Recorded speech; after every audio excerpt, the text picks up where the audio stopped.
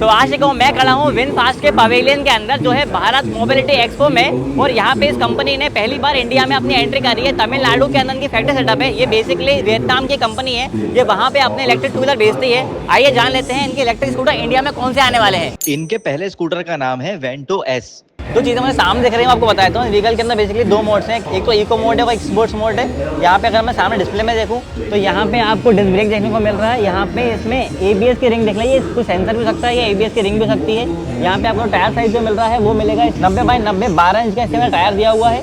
यहाँ पे आ गया इसमें टेलीस्कोपिक सस्पेंशन मिल रहा है। अगर हम पीछे की बात करें तो यहाँ पे आपको व्हीकल के अंदर साइड माउंटेड मोटर देखने को मिल रही है। अच्छी बात यह कि पीछे भी आपको डिस्क ब्रेक मिल रहा है और उसमें ड्यूअल साइड सस्पेंशन मिल रहा है। ये तो व्हीकल का नाम है, ये है वेंटो एस। अब हम दूसरे व्हीकल की बात कर लेते हैं। जिसका नाम है फेलिस जेड। अगर हम पीछे यहीं पे उतरें तो इस व्हीकल के अंदर जो अंतर है वो ये है कि पिछले वाले व्हीकल के अंदर हमें साइड माउंटेड मोटर देखने को मिल रही थी, जबकि इसके अंदर हमें हब मोटर देखने को मिल रही है। सस्पेंशन वही ड्यूअल साइड सस्पेंशन दिया हुआ है इसके अंदर। अगर हम टायर्स की बात करें तो यहाँ पे टायर साइज जो है वो बड़ा है। इसके अंदर आपको 14 इंच का टायर मिल रहा है। अब चलते हैं फ्रंट की तरफ। फ्रंट में आगे यहाँ पे आपको टेलीस्कोपिक सस्पेंशन देखने को मिल रहा है। यहाँ पे आगे आपको इसमें डिस्क ब्रेक देखने को मिल रहा है, पर इसके अंदर जो रिंग दिया हुआ है जो कि इसमें दिया हुआ था, ऐसा रिंग आपको यहाँ पे देखने को नहीं मिल रहा है। और इसमें आगे आपको टेलीस्कोपिक सस्पेंशन मिल रहा है। और आगे टायर जो साइज है वो है 90 बाई 90 14 इंच का। डिस्प्ले फ्रंट पे देखने में कुछ इस तरह दिख रहा है। ये TFT डिस्प्ले होगा, टच डिस्प्ले नहीं होगा।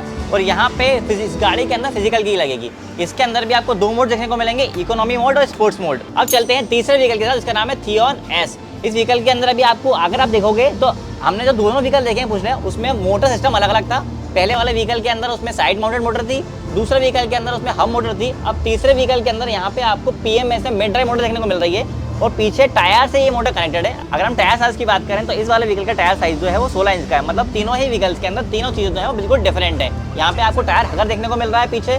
यहाँ पे पीछे आपको ड्यूअल सस्पेंशन का सेटअप देखने को मिल रहा है। अगर हम साइड में यहाँ पे देखें तो यहाँ पे भी आपको पीछे डिस्क ब्रेक दिया हुआ है। यहाँ पे व्हीकल के अंदर अगर हम आगे की बात करें तो यहाँ पे आगे आपको टेलीस्कोपिक सस्पेंशन देखने को मिल रहा है। आगे आपको 16 इंच का टायर मिल रहा है और आगे भी आपको डिस्क ब्रेक देखने को मिल रहा है, जिसमें अंदर एक रिंग दिया हुआ है। ये ABS रिंग या सेंसर रिंग हो सकती है। अगर हम यहाँ पे डिस्प्ले में देखें तो यहाँ पे भी इसके अंदर आपको TFT डिस्प्ले देखने को मिल रहा है, जो शायद टच नहीं होगा। यहाँ पे इसमें लॉकिंग का साइन बना हुआ है और यहाँ पे फिजिकल की का कहीं ऑप्शन नहीं है। तो मतलब ये जो व्हीकल है ये ऐप ऑपरेटेड हो सकता है या फिर इसके अंदर फॉब की यूज होगी। अभी आखिरी के हम दो स्कूटर्स की बात कर लेते हैं। दोनों स्कूटर्स में ऑलमोस्ट जो बाकी चीज़ें वो सेम ही है। मतलब बाकी जो 3 स्कूटर्स है उसमें बाकी चीज़ें चेंज होती आ रही थी। इनके दोनों में आपको हब मोटर देखने को मिल रही है। इसमें चौथा जो स्कूटर है वो है ग्लारा एस। इसके अंदर भी आपको हब मोटर का सेटअप देखने को मिल रहा है। ड्यूअल साइड सस्पेंशन दिए हुए हैं, साइड में पीछे आपको डिस्क ब्रेक दिया हुआ है। अब हम आगे से बात कर लेते हैं तो यहाँ पे भी आपको देखेंगे तो नॉन टच डिस्प्ले दिया हुआ है। दो मोड दिए हैं, इको मोड, स्पोर्ट्स मोड। यहाँ पे भी आपको फिजिकल की देखने को मिलेगी और यहाँ पे आगे आपको टेलीस्कोपिक सस्पेंशन दिया हुआ है। इसमें टायर साइज की अगर हम बात करें तो यहाँ पे आपको 90 बाई 90 14 इंच का टायर मिल रहा है और आगे आपको इसके अंदर भी डिस्क ब्रेक मिल रहा है। अब बात कर लेते हैं विनफास्ट के 5 और आखिरी इलेक्ट्रिक स्कूटर की, जिसका नाम है EVO 200। इसके अंदर भी पीछे अगर हम बात करें तो यहाँ पे आपको हब मोटर देखने को मिल रही है, ड्यूअल साइड सस्पेंशन देखने को मिल रहा है। पीछे आपको 90 बाई 90 12 इंच का टायर मिल रहा है। अगर हम फ्रंट में बात करें तो यहाँ पे आगे आपको व्हीकल में टेलीस्कोपिक सस्पेंशन मिल रहा है, डिस्क ब्रेक देखने को मिल रहा है और 90 बाई 90 12 इंच का टायर मिल रहा है। इसके अंदर भी जो डिस्प्ले आ रहा है वो टच डिस्प्ले नहीं है। यहाँ पे आपको दो मोड दिए हुए हैं, इकोनॉमी मोड और स्पोर्ट्स मोड। और यहाँ पे भी आपको फिजिकल की देखने को मिलेगी। ये व्हीकल जो है वो अभी इंडिया में अवेलेबल नहीं है, ये वियतनाम की कंपनी है।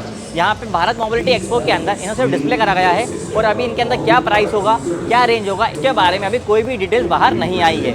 यहाँ पे कंपनी ने बस कुछ चीज़ें रिवील करी हैं। यहाँ पे आपको सामने देखने को मिल रहा है कि Vento S, Feliz, Theon, Klara और EVO के अंदर पांचों व्हीकल के अंदर आपको 3.5 किलोवाट का बैटरी पैक देखने को मिलेगा।